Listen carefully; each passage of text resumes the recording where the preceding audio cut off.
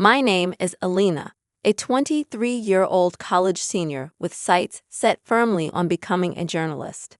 But today, instead of celebrating my pending graduation, I'm trapped in a nightmare that's all too real. Barely 24 hours have passed since we buried my dad, Martin. He was the kind of father who made me feel loved, despite always being halfway across the world on business. The house feels emptier without him, a silent testament to the void his passing has left. As I stand in the foyer, still numb from the funeral, my mother Claudia and sister Victoria waste no time announcing their plans. Their words ring in my ears like the tolling of a bell, a funeral knell for any lingering sense of family unity. "We're going to sell this house," Claudia says, the cold glint in her eye betraying her feigned solemnity. "Start looking for a new place, Alina. You better be out soon." I can hardly believe what I'm hearing. Before I can even process the loss of my dad, they're already thinking about money and what they can gain from his death. It feels like a betrayal too large to comprehend. "You don't think you're entitled to anything, do you?" Victoria taunts, her boyfriend Gian chuckling beside her. Their cruel amusement makes my blood boil. I shouldn't be hearing these words, not at this moment when the pain is so raw. I never understood their greed, their obsession with wealth and appearances. I was always the family outcast, too serious, too studious, Alina the dreamer, they'd mock. Now, faced with their scheming, all the years of indifference and mockery come to a head. "You're the worst," I cry out, unable to rein in my anger. "I'm done with this. I'm done with all of you." The bell rings, punctuating my outburst. Irritated at the interruption, I wipe away angry tears and swing the door open. A man in a dark suit stands before me, briefcase in hand. His face strikes a vague chord of recognition. "My condolences," he says solemnly. "May I come in?" Who is this stranger with such a grave tone, appearing at the most unexpected time? I'm not ready to deal with anyone else, not now, but something in his gaze tells me this isn't a mere courtesy visit. I step aside and let him enter, wondering what this could possibly mean for the fragile remnants of our broken family. The echo of my father's laughter once filled the hallways of our home, a balm to the sting of my mother and sister's sharper tones. Now those walls seem to press in on me, the memories of their hurtful words blending with the emptiness his absence has wrought. I'd always sought solace in my studies, believing that someday those books would lead me to a life of purpose, free from the shallow desires that drove Claudia and Victoria. But as I sit at the dining table, it's hard to focus on anything but the void Martin's passing left behind. Silent meals have become the norm since Dad got sick and then passed away. Victoria would be on her phone, and Claudia would flip through high-fashion magazines, their detachment from our reality stark and unyielding. Their latest plan, to dispose of our home and leave me behind, hammered the final nail in the coffin of our family bonds.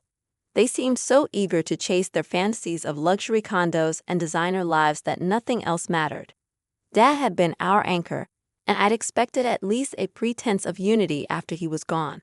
But now, faced with their naked opportunism, the lie of family was exposed, and something inside me snapped. Tired of being the outsider, the one who cared, I was ready to walk away from it all. Adrift in these thoughts, the doorbell rings again, a sound I now associate with disruption and unwelcome news. At the door stands a man from my father's past, someone whose connections to our family had faded over time. "Good evening," he greets me. "I need to speak with you about your father's affairs." His solemn tone carries a formality that seems out of place in our disheveled living room, now a stark reminder of our discordant family. I nod, gesturing for him to sit down. Claudia and Victoria peek from the kitchen, their curious faces pinched with irritation. The man pulls out a stack of papers from his briefcase, his expression grim. "I'm Mr. Adams, your father's attorney. He entrusted me with his will and some final instructions," he explains, adjusting his glasses as he prepares to deliver news that feels poised to shake the foundations of our already crumbling household. Claudia leans in, her interest piqued. Victoria tries to look uninterested, yet hovers close by. As Mr. Adams begins to speak, I brace myself for what's to come, unsure of the consequences but certain that our family dynamics are about to change once again.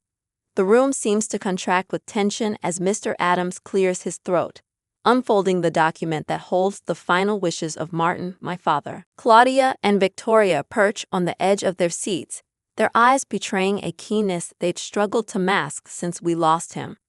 In accordance with your father's requests, Mr. Adams starts, I am here to read the will and begin the process of executing his instructions. He looks around at each of us, perhaps gauging our readiness for what he's about to divulge. I can't help but feel a sense of dread. Growing up in the shadow of my mother and sister's expectations had taught me to expect little, to brace for disappointment. Yet, as the attorney's words begin to flow, it's evident that our expectations are about to be overturned. To my daughter Alina, I leave the entirety of my estate, including the family home and all accumulated savings and investments. The room falls silent, but for the rustling of paper and the distant ticking of the grandfather clock. Mr. Adams continues to read, but I barely register his words. All I can hear is the thundering beat of my heart and a ringing in my ears. It can't be right. There must be some mistake. Me? I finally managed to stammer, my voice sounding foreign to my own ears. But why? Victoria's chair scrapes violently against the floor as she stands, her eyes widening in a mix of shock and fury. Claudia, similarly stunned, remains seated, her mouth opening and closing soundlessly. Jan, who had hovered quietly in the background, steps forward as if to protect or perhaps restrain Victoria. This is some kind of joke, right?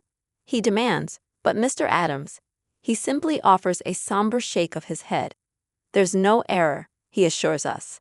Martin was very specific in his directive. He believed that Alina, with her convictions and work ethic, would best honor his legacy and manage his assets responsibly. Claudia finds her voice as disbelief gives way to anger. But what of us? She snaps. Her mother and sister, are we to be left with nothing while she takes everything? The question hangs in the air, a palpable cloud of resentment radiating from my mother and sister. I'm at a loss for words, torn between the immense responsibility thrust upon me and the sting of their evident greed.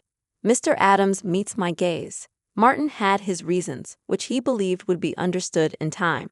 For now, we must discuss the next steps and the details of the estate.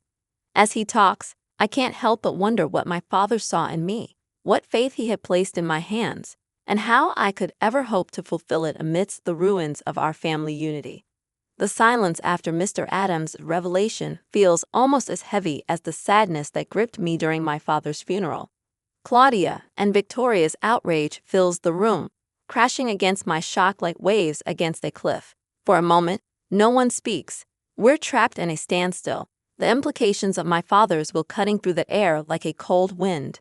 My reasons, Mr. Adams finally continues, looking directly at me, were detailed in a personal letter left to me by your father.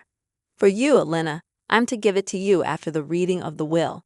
Victoria's voice breaks the spell, but there must be some mistake. I mean, she can't just get everything. Her words ricochet off the walls, heralding a battle I have no desire to fight. John puts a restraining hand on her shoulder, but it does nothing to dampen her spirit. And what about us? What are we, strangers he decided to discard after everything we've done for him? She seizes upon the words like a weapon, her voice rising to a crescendo of disbelief. Claudia's mask of shock peels away, revealing the anger beneath. Exactly. There must be some provision for this, some oversight or option for dispute. This is preposterous. Her hands grip the arms of her chair, knuckles whitening. I finally find my voice, feeble though it sounds even to my ears. I don't understand. Why would Dad do this? What was he thinking? My mind races with unanswered questions, all pointing to a man I realize I may never have truly known. Mr. R. Adams removes his glasses, pinching the bridge of his nose before responding. Martin had his reasons, and he wanted you to know them, but in his own words. As for Claudia and Victoria, he turns to address them. You may contest the will if you wish, though Martin's instructions were explicit and his sound mind when drafting it is well documented. The room falls into chaos once more, voices clashing as Claudia and Victoria express their anger and confusion, scrambling for a plan of action. I barely hear them, My thoughts are with the unopened letter. A final message from my father that burns a hole in the table where it lies. It was during these sessions of poring over financial statements that my mind would wander to the life awaiting beyond these walls. How to use this inheritance to forge a path aligned with my own values. How I could make a lasting impact amid the chaos. Claudia and Victoria grew increasingly agitated, their true colors seeping out in bursts of pettiness and spite. In an impulsive display, Victoria claimed sentimental family heirlooms, while Claudia hinted at dark secrets that could tarnish Martin's name. Their insinuations aimed to wound, to shake my resolve, but I had become adept at navigating their emotional minefields. One particularly tense evening, the air thick with unsaid threats and frigid stares, I reached my breaking point. "Enough," I said, the single word slicing through the tension. 3 pairs of eyes fixed on me, uncertain and wary. "I can't give you what Dad didn't leave for you. But what I can do is help you start over somewhere else." Their shock was palpable, an abrupt shift in the dynamic they had been fueling. "It won't be a life of luxury, but it will be a fresh start." Claudia's laughter was sharp, humorless, a concession prize from our dearest Alina. How magnanimous! Her sarcasm was a familiar sting, but it glanced off the armor years of antagonism had helped me forge. I stood firm despite the bitterness that clawed at the air between us. "It's not a prize, it's a choice. Take it or leave it, but understand this. I am moving forward with or without your acceptance." Their response was a symphony of silence and grudging nods, a tenuous agreement forged at the crossroads of greed and survival. As I retreated to my room, the letter's weight in my pocket reminded me of the journey ahead, one where I'd navigate not only the inheritance but also who I would become as a consequence of it. The days turned into weeks as my life became a routine of meetings with Mr. Adams and navigating the complex process of realizing my inheritance. Claudia and Victoria, having reluctantly accepted my offer, began their search for a more modest place to call home. The atmosphere grew less contentious, though the air still held a chill that went beyond the coming of winter. It was a time of paradoxical solitude amidst the chaos. The house felt larger and more desolate with each packed box and removed piece of furniture. I found temporary solace in my father's study, which remained untouched, a capsule of the past that echoed with a time when family strife was just a faint undercurrent beneath the surface of our daily lives. The day finally came when Claudia and Victoria left the house for the last time. With the signing of a check and a curt farewell, they were gone, taking with them remnants of a life that was forever changed.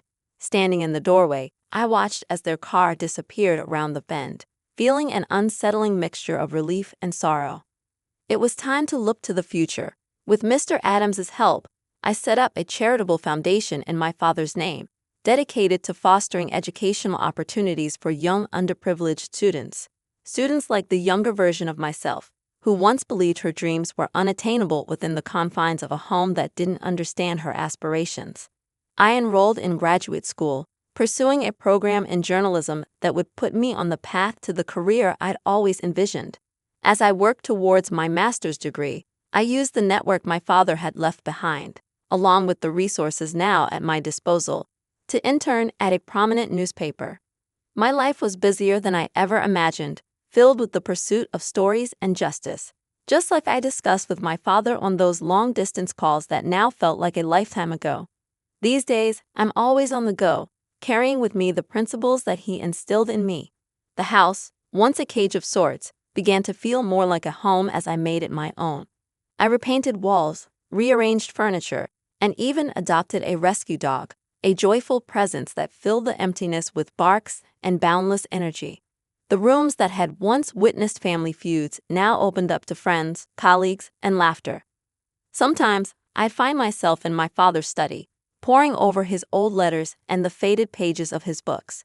My eyes would linger on the signature at the bottom of his letter, the final message that had altered the course of my life. "Duty and love," he wrote, "are the strongest forces we wield. Use them well."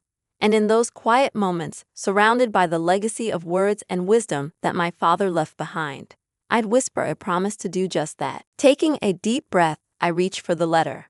The paper feels both insubstantial and as heavy as lead in my hands. Unfolding the creases, I prepare to read the words of a man who chose to speak from beyond the grave rather than in life. A man who has now left me an inheritance that feels more like a chalice of poison than a cup of blessings. Alone in my room, with the door securely closed, I unfolded the letter with trembling hands. Each crease seemed to hold a whisper of my father's voice, and as the written words appeared, I braced myself for the understanding that was about to come. Dearest Alina, it began in my father's familiar script. As you read this, I am sorry. Sorry that I am not there to tell you these things in person. Sorry that I am leaving you with a burden that a parent should never bestow on their child. His apology, sincere and immediate, cut through the complexities of legal jargon and blunt revelations that had filled the air just moments ago. I inhaled deeply, the scent of ink on paper somewhat comforting. Your strength, your discipline, and your vision for a better world have never been invisible to me. In you, I saw the promise of a future that embraced honesty and integrity, far from the grasping hands of greed. The letter trembled in my hands, not from a breeze through the old window pane, but from the wellspring of emotions it unleashed. My eyes continued down the page. Alina, I've not been blind to the ways of our household. Your patience and hard work in the face of neglect by your mother and sister have been both my heartache and my pride.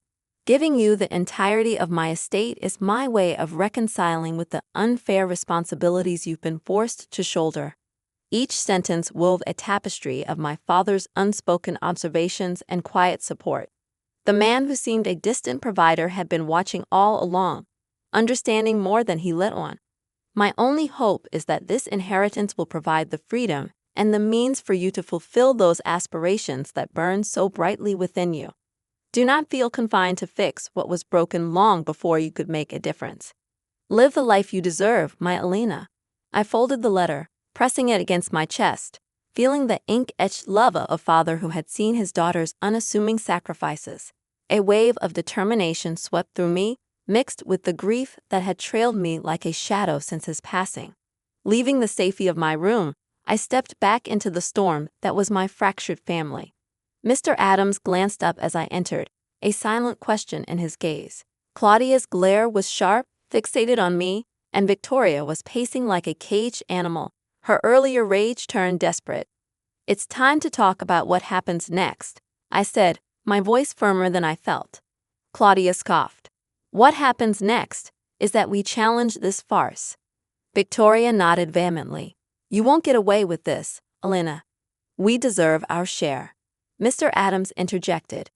Any legal challenge will be a lengthy and costly process with no guaranteed outcome. Martin's will is clear and well within his rights to enforce. With my father's words burning a hole in my pocket, I faced them. The family that had never truly been a family. It wasn't my decision, but it was his, and I intended to honor it. Tension wrapped chains around us all, but amid the chaos, one truth held steadfast. I would carry out my duty, uphold my father's wishes, and through them, perhaps find my own path to a better world. In the following days, the house became a war zone of oppressively silent moments and thunderous arguments. Victoria and Claudia scoured legal forums and consulted with lawyers, desperately seeking a loophole to contest the will. They clung to the belief that they were entitled to Martin's legacy, viewing it as their rightful due rather than the gift of a man's life's work. Despite their efforts, Mr. Adams remained unflappable, a steady pillar amid the tempest. His calm demeanor was a source of comfort as we navigated the uncharted waters of estate settlement. The will is airtight, Alina, he assured me once again over cups of tepid coffee in the formal dining room. You need not worry about their threats. Yet even with his reassurances, guilt gnawed at me. Was it right to accept everything while my mother and sister got nothing? The logical part of my brain reminded me that my father had his reasons, but my heart couldn't shake the residual familial obligation, a desire to mend what was broken, even when I knew it was beyond repair. I spent my days preparing for the inevitable legal challenges and familiarizing myself with Martin's finances. The responsibility was daunting, running the numbers, making decisions about property and investments I never knew existed. Each step felt like wading through fog, But I was determined to see it through, to build on the small beacon of trust my father had left me.